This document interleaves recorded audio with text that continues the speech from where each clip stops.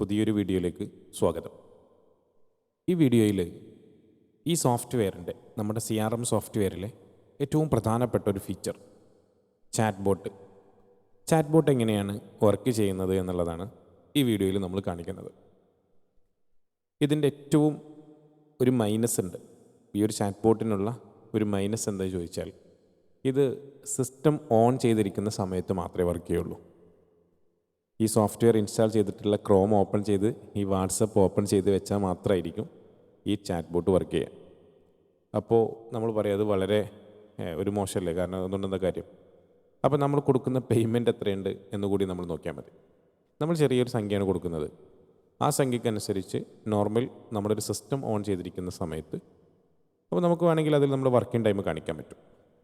Morning 8 to 5 ഒരു സമയം കാണിച്ചാൽ ആ സമയത്ത് നമ്മുടെ ചാറ്റ് ബോട്ട് ഓട്ടോമാറ്റിക്കായിട്ട് വർക്ക് ചെയ്യും. ആ രീതിയിലേക്ക് വേണമെങ്കിൽ അത് കാണാൻ പറ്റും. അത് ഏറ്റവും നല്ലൊരു ഫീച്ചറാണ്. ഈ ചാറ്റ് ബോട്ട് എന്ന് പറയുന്നത് ബിസിനസ്സുകളെ സംബന്ധിച്ചിടത്തോളം ചിലപ്പോൾ എല്ലാ കാര്യങ്ങൾക്കും നമ്മളിങ്ങനെ മറുപടികൾ കൊടുക്കലും ടൈപ്പ് ചെയ്യലൊക്കെ ആകുമ്പോൾ കുറേ സമയം നമുക്ക് വേസ്റ്റായി പോകും.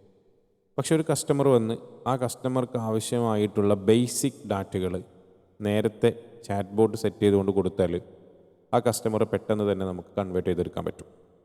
ഓക്കെ, അപ്പോൾ നമ്മുടെ ചാറ്റ് ബോട്ട് എങ്ങനെയാണ് വർക്ക് ചെയ്യുക എന്നുള്ളത് നമുക്ക് നോക്കാം.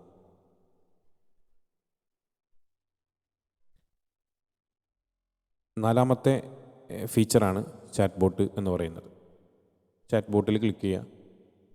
ഇവിടെ ആഡ് വർക്ക് ഫ്ലോ എന്ന് പറയുന്നൊരു ഓപ്ഷൻ കാണും, അതിൽ ക്ലിക്ക് ചെയ്യുക. പിന്നെ അതിനുശേഷം നമുക്ക് ഒരു ഹെഡ് ഇതിന് നിർണ്ണയിച്ച് കൊടുക്കണം. ജസ്റ്റ് ഒരു ഹെഡ് കൊടുത്താൽ മതി.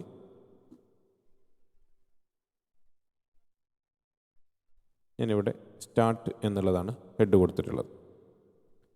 മറ്റുള്ള സെറ്റിങ്സുകളൊന്നും മാറ്റം വരുത്തുന്നില്ല. then അതിനുശേഷം നമുക്കിവിടെ സെലക്ട് ചെയ്ത് കൊടുക്കേണ്ട ഒരു പ്രധാനപ്പെട്ട കാര്യം കീവേഡ്സാണ്.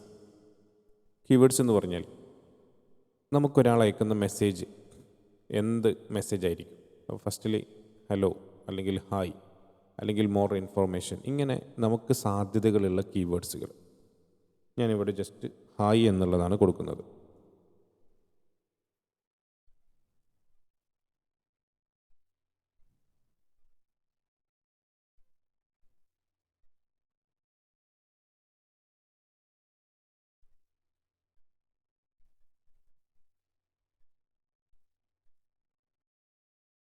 മൂന്ന് കീവേഡ്സുകൾ സെറ്റ് ചെയ്ത് കൊടുത്തിട്ടുണ്ട്. ചിലവർ ഹായ് എന്ന് അയക്കുമ്പോൾ HI എന്ന് മാത്രം ഉണ്ടാവും, ചിലവർ HAI കൂടി അടിക്കും. അതുകൊണ്ടാണ് ഞാൻ രണ്ടും അവിടെ സെറ്റ് ചെയ്തത്. ഇനി നമുക്ക് ഈ ഒരു കീവേഡ്സ് സെർച്ച് ചെയ്യുന്ന സമയത്ത് എങ്ങനെ വരും? നമുക്കത് സ്റ്റാർട്ടിൽ വേണോ, എൻഡിൽ വേണോ, അല്ലെങ്കിൽ ഇങ്ങനത്തെ ഒരു ഇങ്ങനത്തെ ഒരു വേർഡ് എവിടെയെങ്കിലും ഉണ്ടായാൽ മതിയോ, അല്ല സെയിം ആയിട്ടുള്ള വേർഡ് തന്നെ ടൈപ്പ് ചെയ്യേണ്ടതുണ്ടോ എന്നുള്ളതൊക്കെ ചോദിക്കും. നമുക്കതിൽ ഏത് ഓപ്ഷനാണോ വേണ്ടത് വെച്ചാൽ ആ ഓപ്ഷൻ സെലക്ട് ചെയ്ത് കൊടുക്കുക.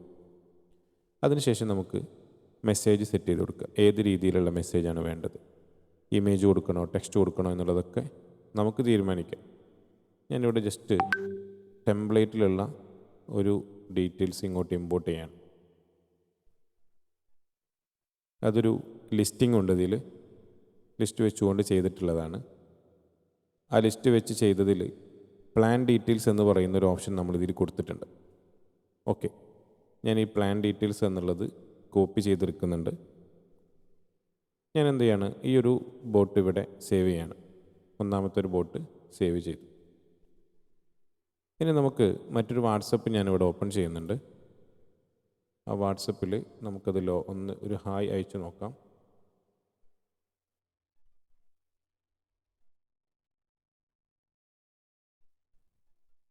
ഓക്കെ, ജസ്റ്റ്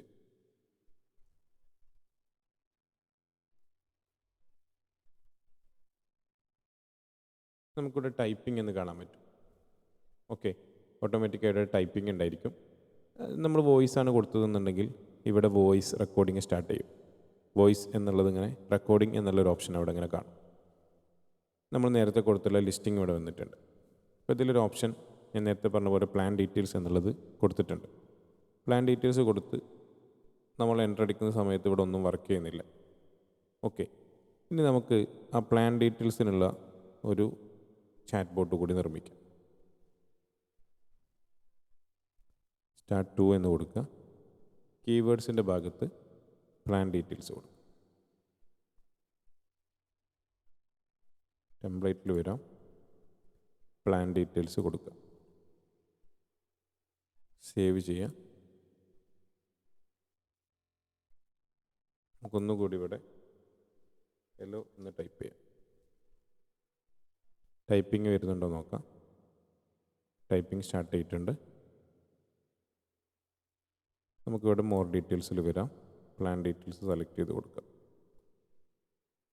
ടൈപ്പിംഗ് സ്റ്റാർട്ട് ചെയ്തിട്ടുണ്ട്.